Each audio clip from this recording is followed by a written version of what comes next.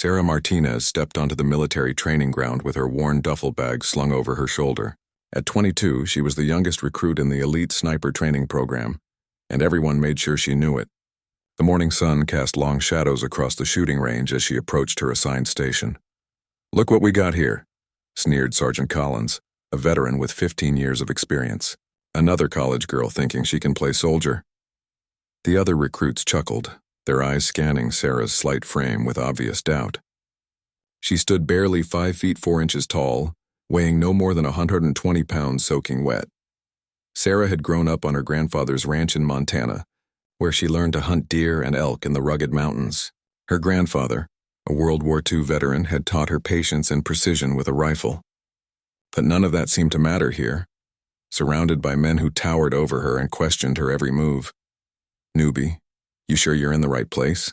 asked Marcus Thompson, a cocky recruit from Texas who never missed a chance to show off his muscular build. "Maybe you should try the communications unit instead. Less dangerous, more suitable for someone like you." The training instructor, Captain Rodriguez, called for attention. His weathered face showed no emotion as he explained the day's exercise. "Today we start with basic marksmanship at 100 meters. Simple targets, standard rifles. This is just to see what level you're all starting from." Sarah quietly set up her position, adjusting her rifle with the careful movements her grandfather had drilled into her since childhood.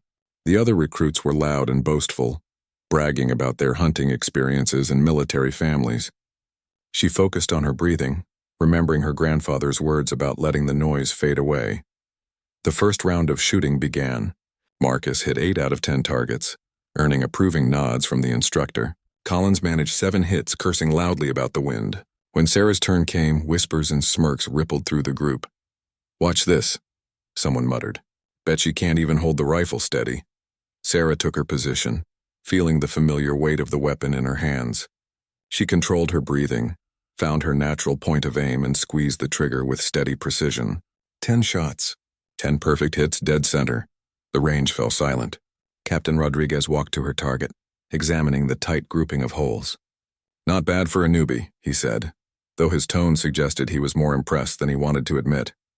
Marcus scoffed. "Lucky shots. Probably beginner's luck. Let's see her do it again tomorrow when the pressure's really on." But Sarah wasn't thinking about tomorrow's challenges.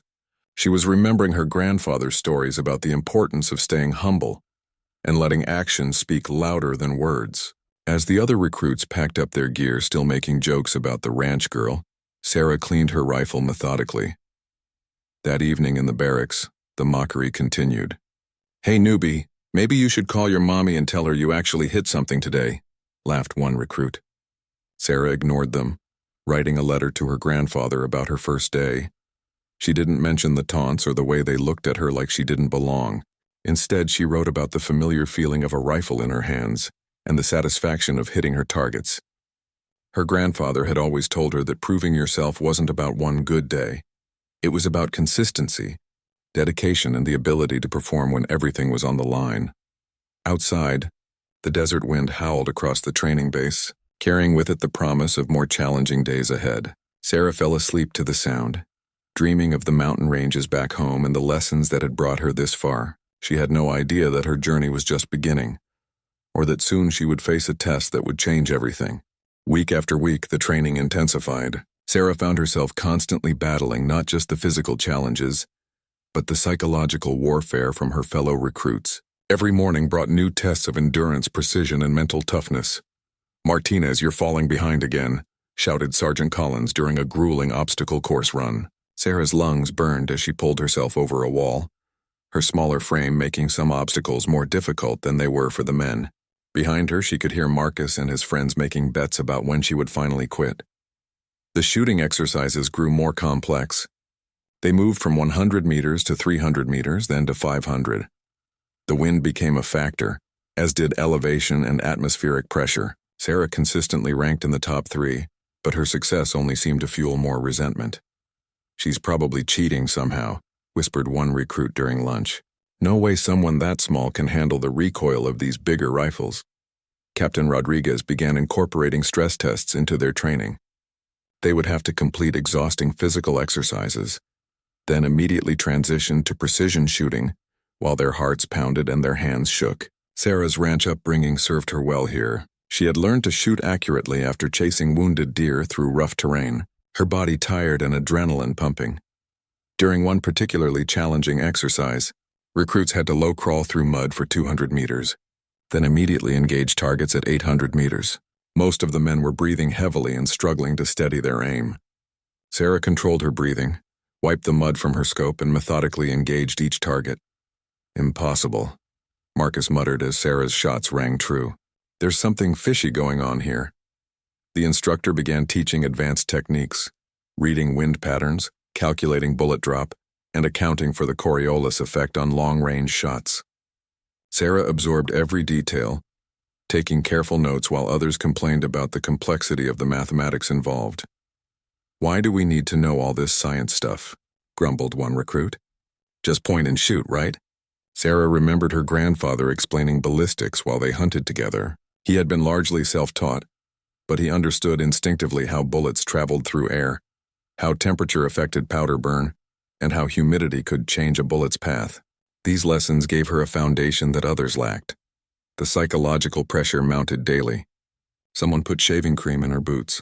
Her equipment went missing regularly. During one night exercise, her rifle scope had been deliberately knocked out of alignment. But Sarah adapted, learning to check and recheck everything, trusting no one but herself. "Maybe if you weren't here, we could focus on real training instead of babysitting," Marcus said one evening after Sarah had outperformed him again on the shooting range. Captain Rodriguez seemed to be watching her more carefully now. During individual evaluations, he pushed her harder than the others. "Martinez, the standards are higher for snipers than any other military specialty. Every shot matters. Every decision could mean life or death for your fellow soldiers." Sarah understood the weight of his words. She had grown up understanding that hunting wasn't a game. It meant food for her family and respect for the animals they harvested.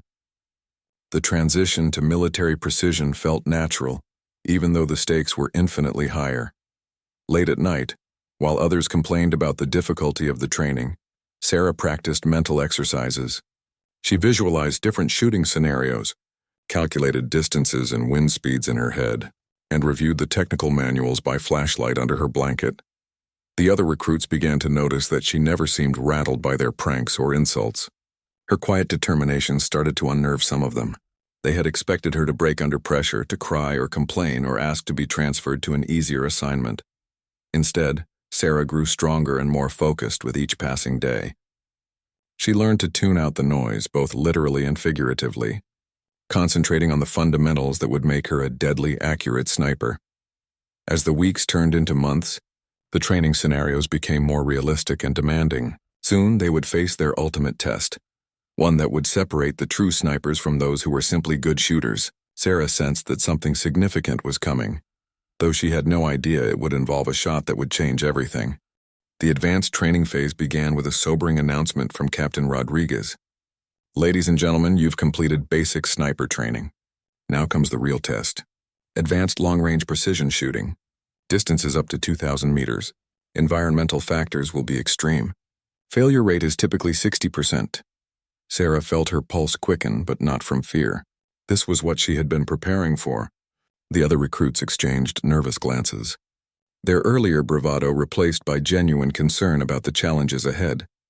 Their new instructor was Master Sergeant Elena Vasquez, a legendary sniper with confirmed kills from Iraq and Afghanistan. Her reputation preceded her. She was known for having no patience for weakness and an uncanny ability to spot potential in unexpected places. "Forget everything you think you know about shooting," Vasquez announced on the first day. "Long-range precision is part science, part art, and part pure instinct. Most of you will fail because you lack the patience and mental discipline required." The training moved to a mountainous region where wind patterns were unpredictable and altitude affected every calculation. Sarah thrived in the environment that reminded her of home. While several recruits struggled with altitude sickness and the psychological pressure of shooting across vast distances, Marcus had particularly difficult time adjusting. His muscular build, which had been an advantage in earlier training, now worked against him. The heavy rifles and extended periods of remaining perfectly still taxed his endurance. His shots began missing targets he would have hit easily at shorter ranges. "This is ridiculous," he complained after a particularly frustrating day. "Nobody actually shoots this far in real combat. It's all just theoretical nonsense." Master Sergeant Vasquez overheard his complaint. "Martinez," she called out, "what's your take on long-range shooting? Practical or theoretical?" Sarah considered her words carefully. "My grandfather taught me that every skill you learn makes you more versatile. The ability to engage targets at extreme range gives you options that other soldiers don't have. Sometimes having those options can save lives." Vasquez nodded approvingly. "Exactly right. In Afghanistan, I made several shots beyond 1,500 meters that prevented enemy forces from flanking our position. Those theoretical skills kept my unit alive. The training scenarios became increasingly complex. They practiced shooting from different positions at moving targets and in various weather conditions. Sarah's consistent performance began to earn grudging respect from some recruits, though Marcus and his core group remained hostile. During one exercise, they had to engage targets at 1,800 meters in gusty wind conditions.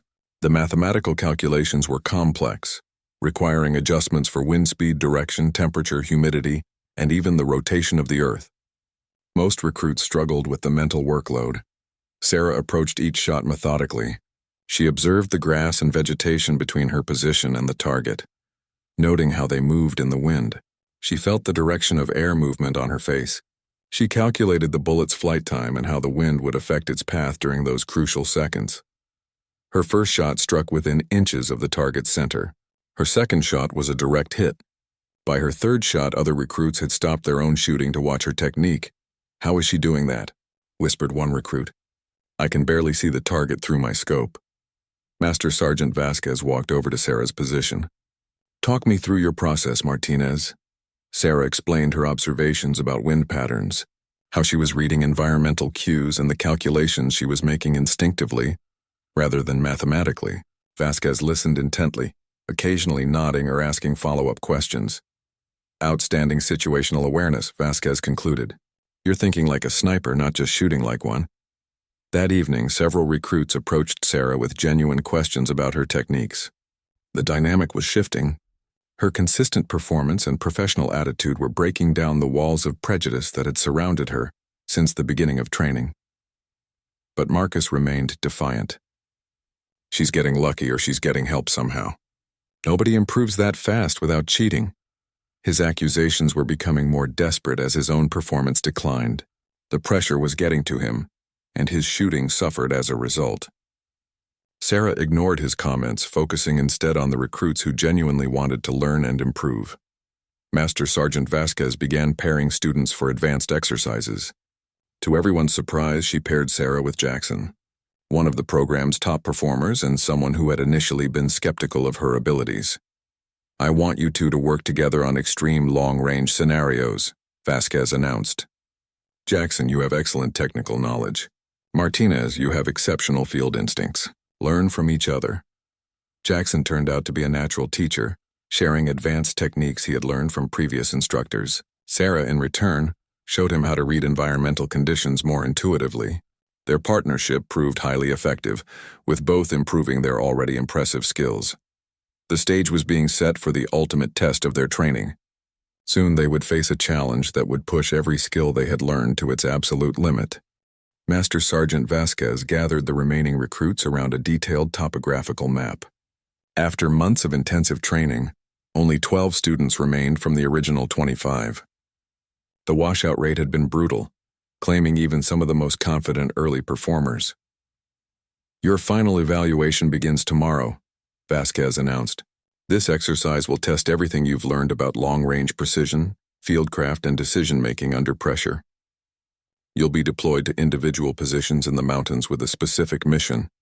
Sarah studied the map carefully, noting elevation changes, wind patterns indicated by terrain features, and potential shooting positions. Her grandfather had taught her to read landscapes like books, understanding how geography affected weather and animal movement. Those same skills applied perfectly to military operations. "Each of you will receive coordinates for a high-value target scenario," Vasquez continued. "You'll have to navigate to your position, establish a hide site, conduct surveillance, and engage designated targets at various ranges. Some shots will be beyond 3,000 meters." Marcus shifted nervously, His confidence had eroded steadily throughout the advanced training phase. Several times he had barely avoided elimination, saved only by performing adequately on written examinations, while his practical shooting skills declined. The weather forecast shows challenging conditions, Vasquez added. High winds, temperature variations, and possible precipitation. Real-world conditions that will test your adaptability. That evening, Sarah meticulously prepared her equipment. She checked and rechecked her rifle scope and rangefinder. She packed her ghillie suit, camouflage materials, and field rations. Every piece of gear was essential and had to be carried across potentially difficult terrain. Jackson approached her workstation. Over the weeks of partnership training, they had developed mutual respect and friendship. "You nervous about tomorrow?" he asked. "Focused," Sarah replied. "My grandfather always said that nervousness comes from not being prepared. If you've done the work, you just execute." Jackson nodded. "I've learned a lot watching you shoot. You have this calmness that I wish I could replicate. When I'm calculating windage and elevation, you're already squeezing the trigger." "It's not magic," Sarah explained. "It's pattern recognition.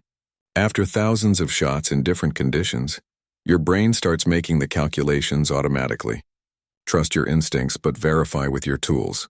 The next morning arrived cold and windy. Sarah was assigned a position designated Alpha 7, located on a mountain ridge overlooking a valley. Her mission briefing indicated multiple targets at ranges from 1,200 to 4,000 meters, with engagement times specified for each. She shouldered her pack and began the challenging hike to her position. The trail was steep and rocky, testing the physical conditioning that had been built up over months of training. At altitude, every step required deliberate effort. After 3 hours of climbing, Sarah reached her designated area. She spent another hour carefully selecting her exact shooting position, considering factors like concealment, fields of fire, escape routes, and natural wind protection. Setting up her hide site required patience and attention to detail. She used natural vegetation to break up the outline of her position, ensuring she would be invisible to observers in the valley below. Her rifle was positioned to provide stable shots across the maximum range of distances. Through her high-powered scope, Sarah began identifying the target markers placed throughout the valley.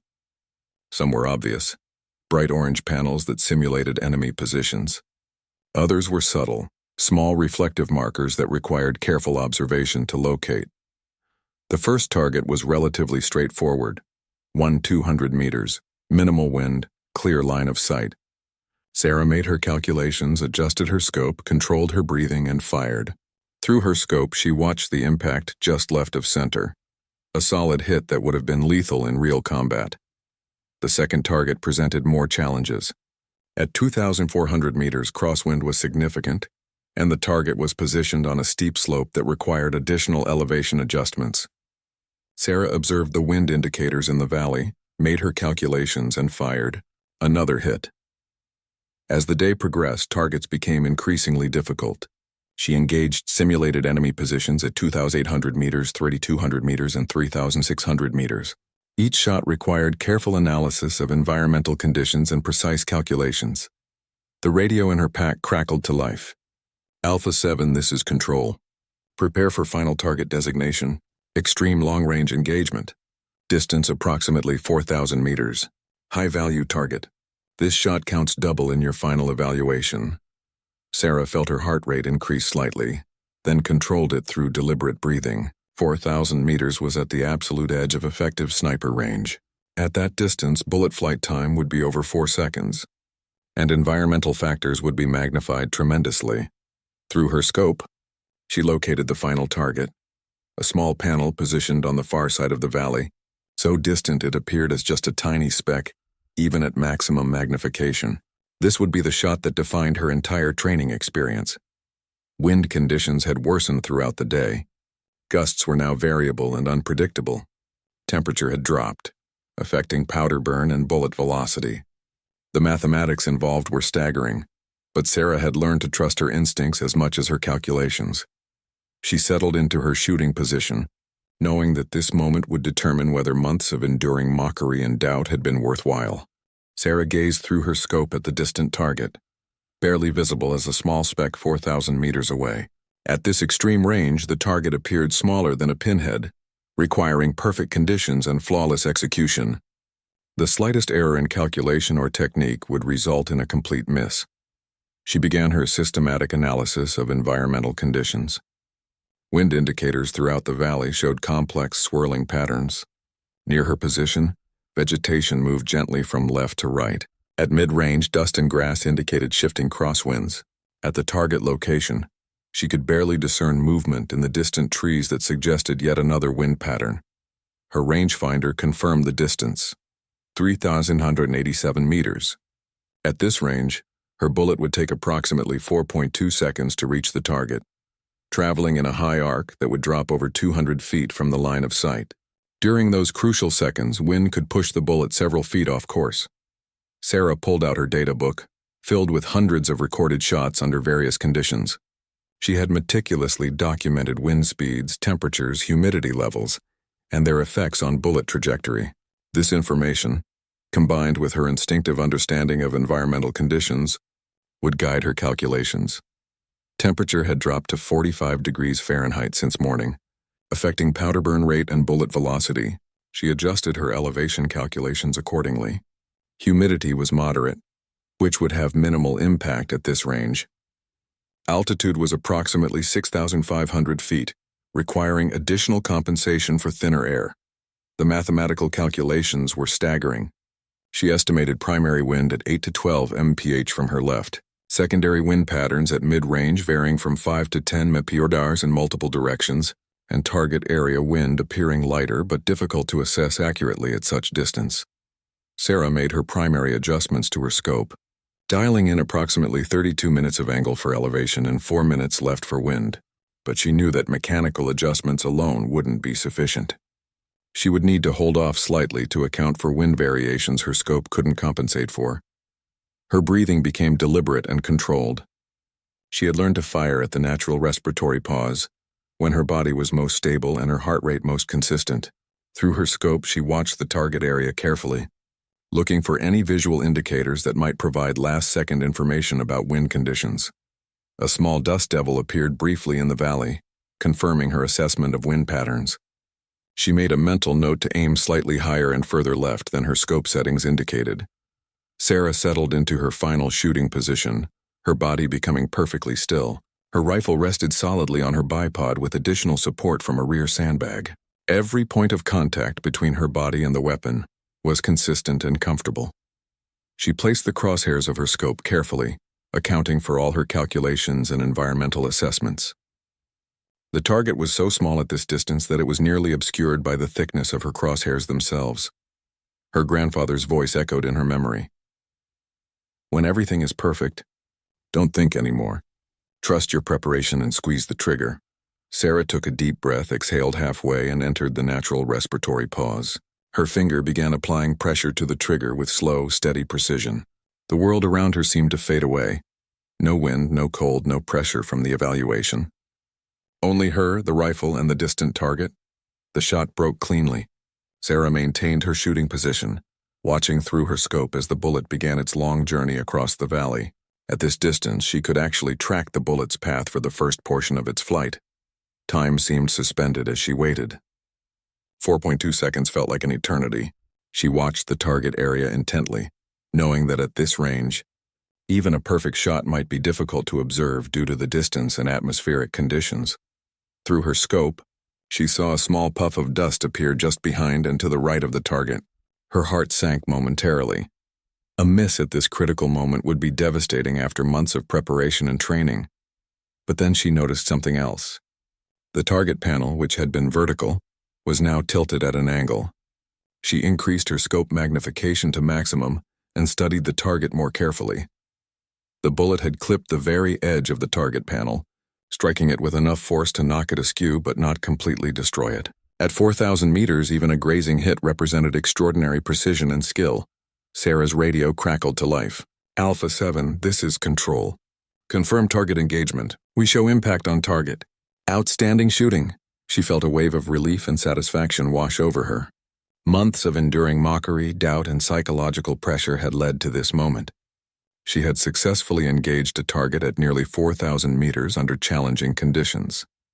As she began packing her equipment for the return journey, Sarah reflected on everything that had brought her to this point.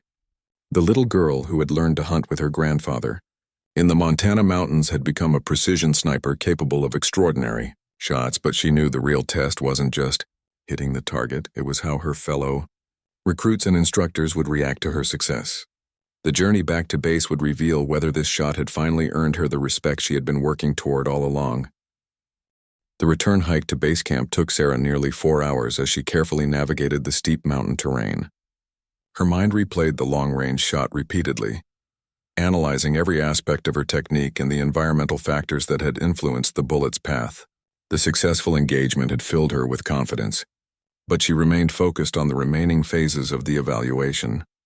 When she arrived at the designated assembly point, several other recruits were already there, sharing stories of their shooting experiences. Jackson greeted her with obvious curiosity about her performance, while Marcus sat alone, his expression suggesting his own evaluation had not gone well. "How did it go out there?" Jackson asked quietly. "I heard control calling in some impressive shots on the radio." Sarah simply nodded. "Challenging conditions, but manageable." "How about you?" "Made most of my shots, but that final long-range target was brutal. Had to estimate the distance at over 3,500 meters. Wind was unpredictable, and I'm not sure I connected." Master Sergeant Vasquez appeared with a clipboard conducting brief interviews with each returning recruit. When she reached Sarah, her expression was unreadable, maintaining the professional neutrality that had characterized her instruction throughout the program.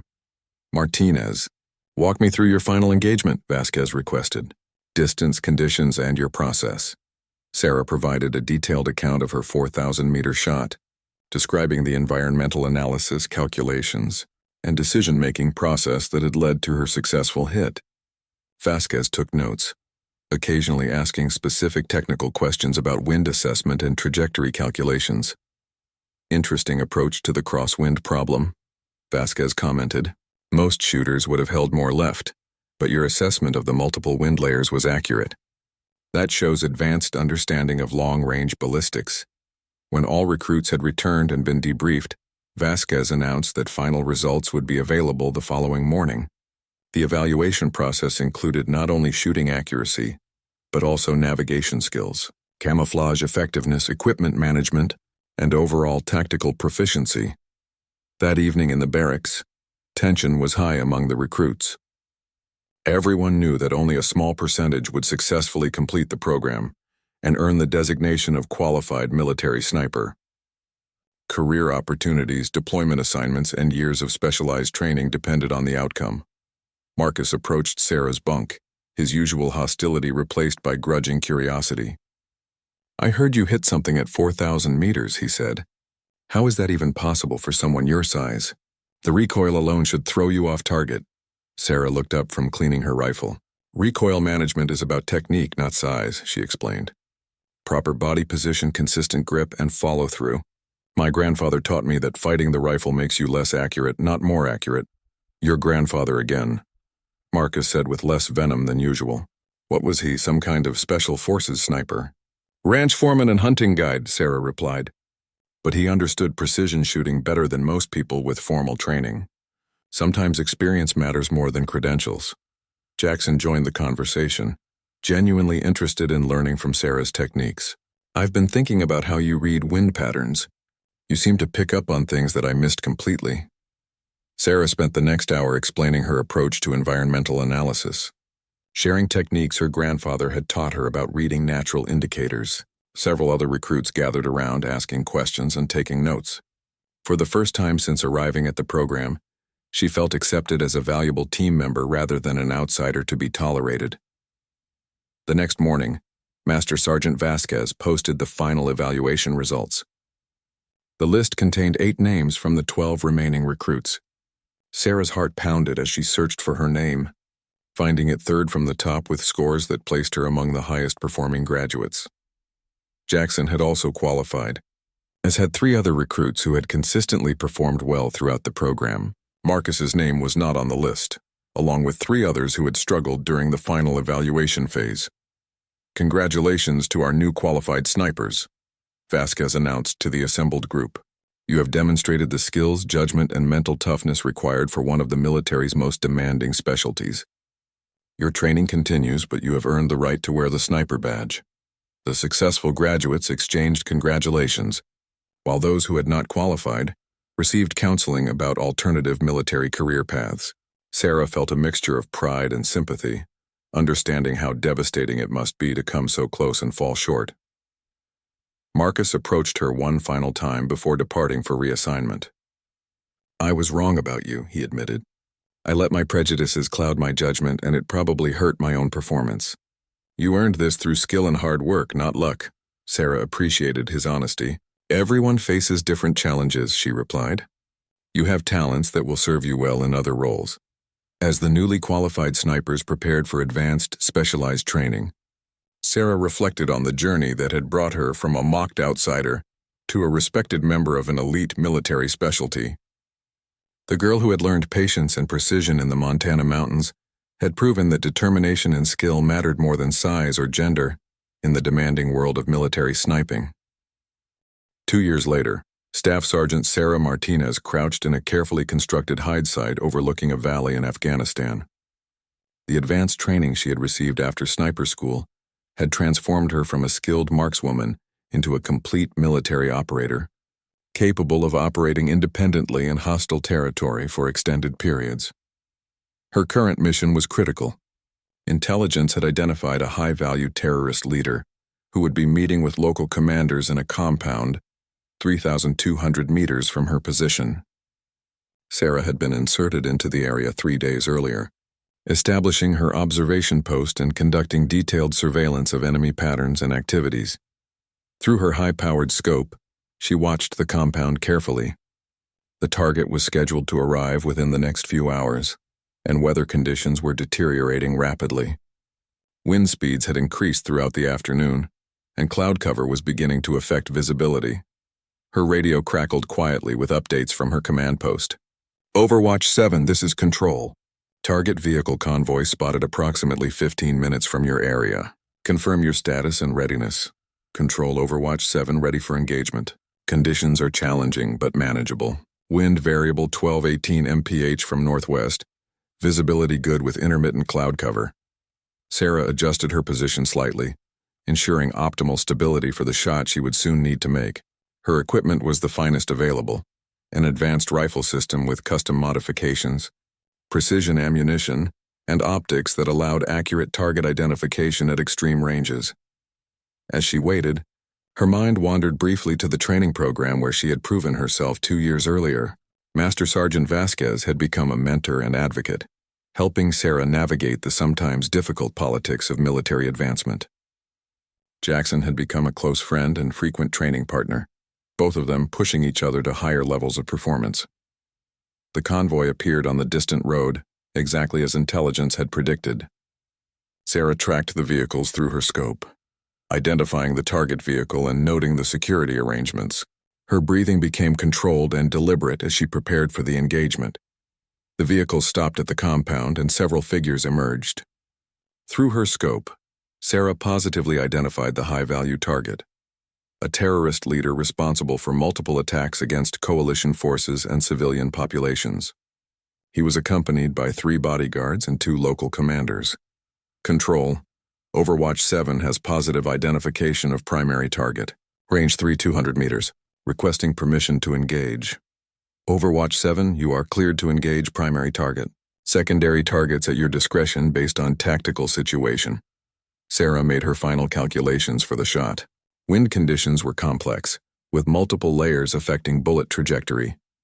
Temperature had dropped 10 degrees since her morning readings, requiring elevation adjustments.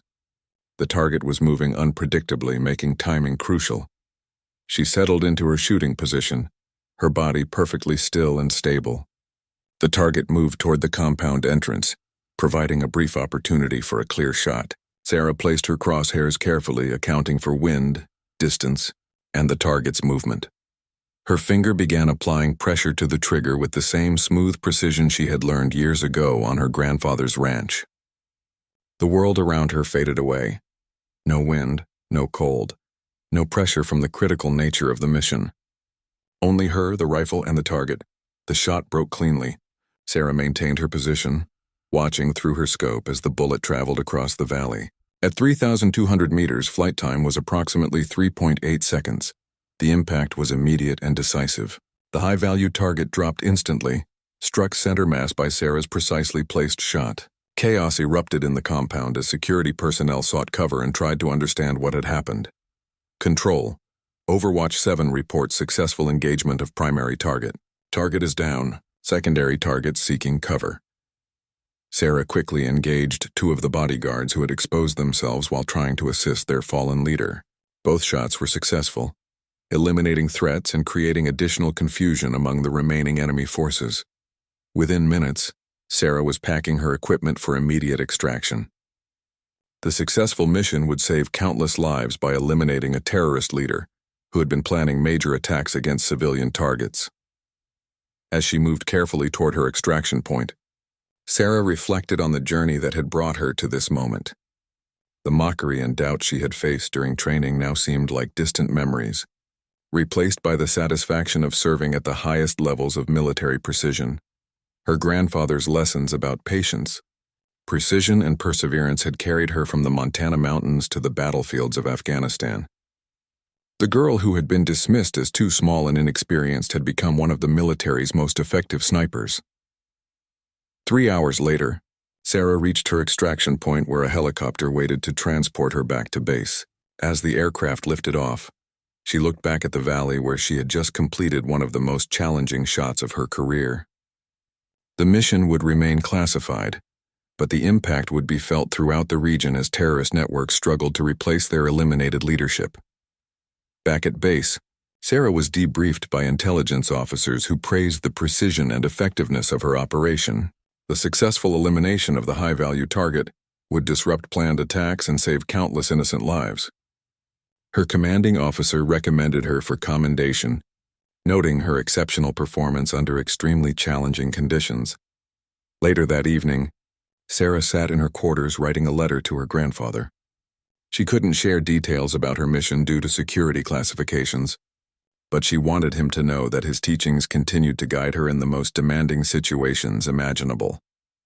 "The lessons you taught me about patience and precision have served me well," she wrote. "Every time I take a difficult shot, I remember your voice telling me to trust my preparation and let my training take over. The mountains you showed me prepared me for challenges I never could have imagined." As she sealed the letter, Sarah reflected on how dramatically her life had changed since those early days of sniper training. The recruits who had once mocked her now sought her advice and expertise.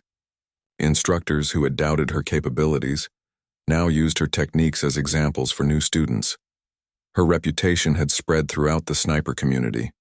She was frequently requested for the most challenging missions, and her successful completion rate was among the highest in the military.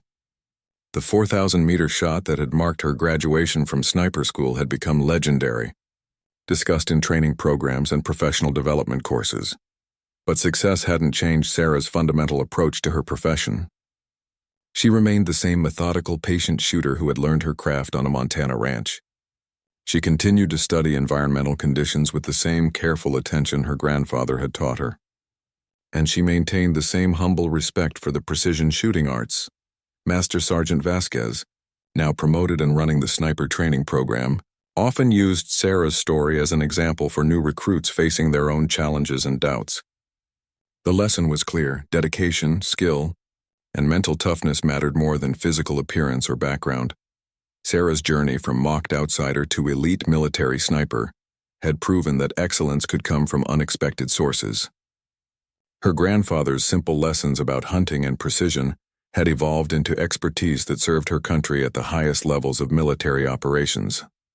As she prepared for her next mission, Sarah carried with her the confidence that comes from proven ability and the knowledge that she had earned her place among the military's most elite operators through skill, determination, and the unwavering pursuit of perfection that her grandfather had instilled in her years ago in the mountains of Montana.